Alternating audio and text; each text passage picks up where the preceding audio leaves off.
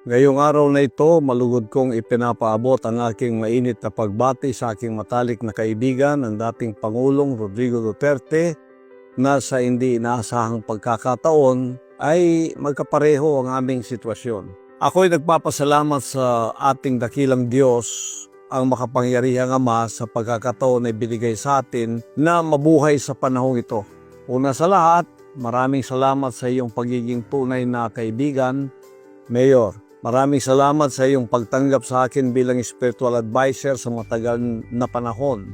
Ang estilo ng iyong pamumuno, hindi man nagustuhan o sinangayunan ng iba, ay naghatid ng kapayapaan, kaayusan at kasaganaan sa bawat Pilipino sa loob ng 6 na taon.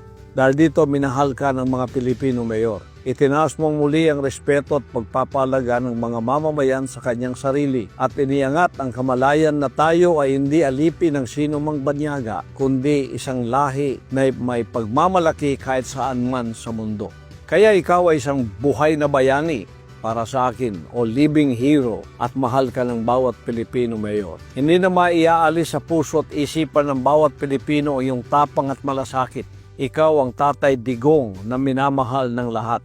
Saksi ako kung gaano mo pinaglaban ng Pilipinas, Mayor, at ang iyong pamumuno ay hindi matatawaran. Pinagpala ka ng Diyos ang Pilipinas dahil sa iyong matibay na pagtayo laban sa kasamaan, lalo na sa mga nagdudulot ng pagkabahabahagi gaya ng CPP, NPA, NDF. At kung ganito man ang naging kahinatnan natin dahil sa ating mga prinsipyo, isang malaking karangalan ito para sa ating bayan.